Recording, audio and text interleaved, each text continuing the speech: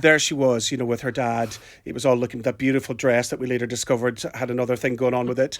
And then suddenly the heavens opened.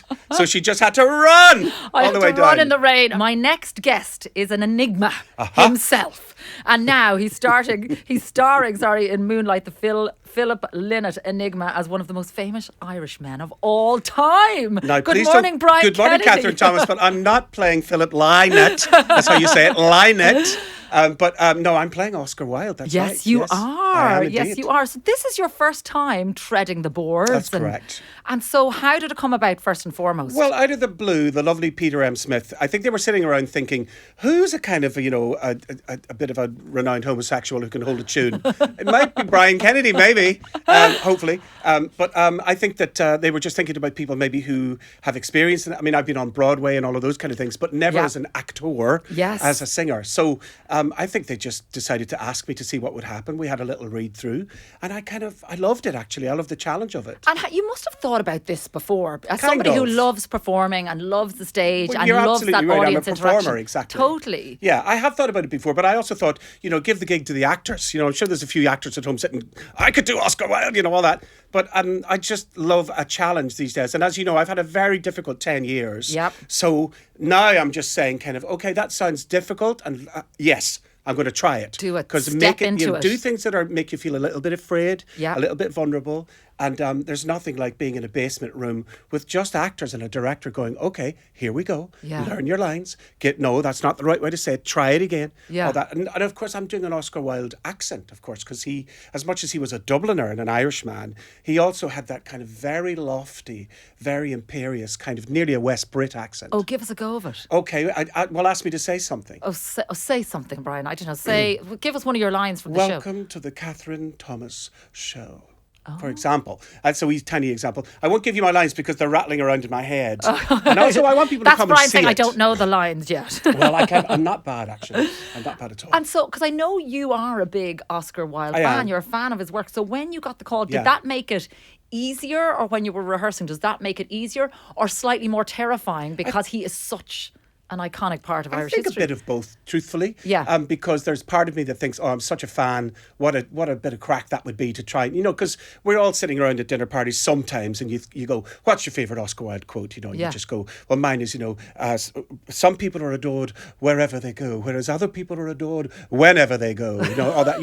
And then you throw it around the table and see what yours is and all of that. So I always knew him as a kind of a playful character. Yeah. I'm a massive Rupert Everett fan. I've seen him play the Judas Kiss here in Dublin at the Gaiety. So I'm aware of course, the not only him as an icon, but him as a kind of a gay crusader as well, in terms of now all these 120 something years later, Yeah. now people get how difficult it was for him. And also for his wife, for goodness sake. Let's not forget Constance, Totally. I mean, no crack that he's, hanging around with Bosie and Yeah, he's supposed to be married yeah. to her. But at the same time, it's a story of humanity. Yes. And most importantly, this musical is about the fact that we have somebody called Philip Lynott who should be held in the same kind of esteem as these people, as Brendan Behan, who I encounter, as well as it's extraordinary. So it's And a when lovely you're love saying, letter like to him. Philip Lynott. Yes, So that's it's how you not- say it. So it's not Phil Lynott. Lynott is a bird, they keep telling me in rehearsal. Okay. Lynott is a bird, and Lynott, as in lie not, is what Philip Is tells us. how it's pronounced.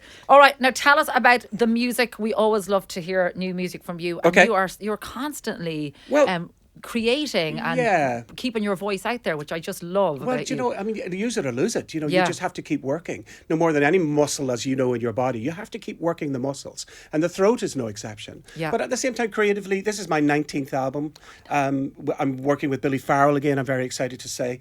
This really is a really kind of new record for me in the sense that it's archival in some ways. So you're going to hear things I recorded years ago that we've kind of given a new breath to, but also brand new recordings. I'm not sure whether Peter M. Smith is going to come and sing on something. Hint, hint. You never know. But it's really, again, a look at some of the greatest songs that have ever appeared in our Irish folk catalogue. So this is not brand new Brian Kennedy songs. That'll come later again. But I think if any singer is listening out there and they think to themselves, how do I get going? What should I do? One of the things you should do is learn the old songs. I mean, do. Again, because we're in this musical Moonlight, there's a couple of old ones that we sing. And also we reminded about how amazing those Thin Lizzy songs are. Incredible. They're amazing. Incredible. And wait till you hear Peter M. Smith sing those songs. Yeah. It is extra. I mean, people stop in their tracks because it's like, is Phil Lynott alive? Phil Lynott alive? Not Lynott, Brian. Lynott. Yeah. It's incredible. It's really incredible. So I've got all that going on. I've got the Edinburgh Festival coming up. I've got lots of live dates around the place. But my concentration this week, Kathryn Thomas, is Oscar Wilde. I'm going to be Oscar Wilde. Yes. And you know what? When I was driving in this morning and listening to the news of somebody who'd won 250 million in the lottery, you came up in my head because you did, because I was like, you kind of have won the lottery in so many ways in terms of your recovery. You know, you've gone through such a difficult time. That's true. And it's like you are there always kind of bouncing back. And you know, without realising it, Kathryn, it's funny. The last time I sang in Vicar Street properly, I was so desperately ill. I mean, I had just done my 50th concert and I'd just been diagnosed with cancer. I'm going to be 60 next year, right? Yes. I know, it's extraordinary, isn't it? Can't Crazy. I know, I can't believe it either. Nor can my waistline. Anyway, the last time I sang in Vicar Street, I'd come out of the hospital.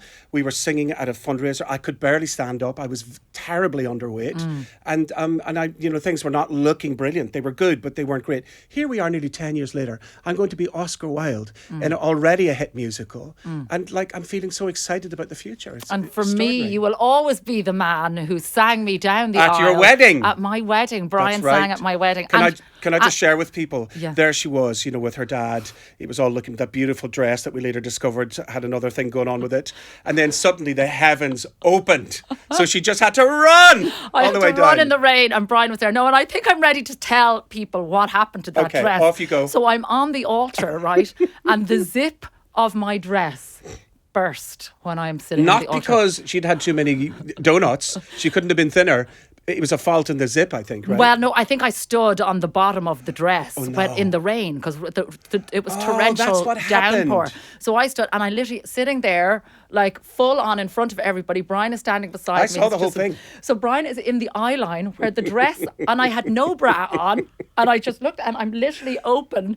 And so one of the Susie, who was minding Grace at the time, she had a blanket because it was so wet. That's right. From the bottom of the bed in the hotel. So I put the blanket around. It looked gorgeous though. And you, Brian Kennedy, will always be the man who spotted another blanket, put a blanket on around his shoulders in solidarity with me. That's right. So it wouldn't this is look what we like do now. This, Kathryn, we've rehearsed this now. It was like just so everyone will think it's a little chilly. Yeah. And you will always be the man who did that, and I will never forget it. And I love you so much. You couldn't have looked more gorgeous. No wonder he married you.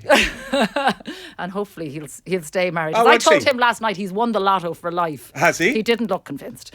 But there you go. Listen, it is always a pleasure to see you, Brian. Thank you, Kathryn Thomas. Let's play a little bit of Phil Lynott. Why not? Yes, Here's Thin please. Lizzy with Old Town.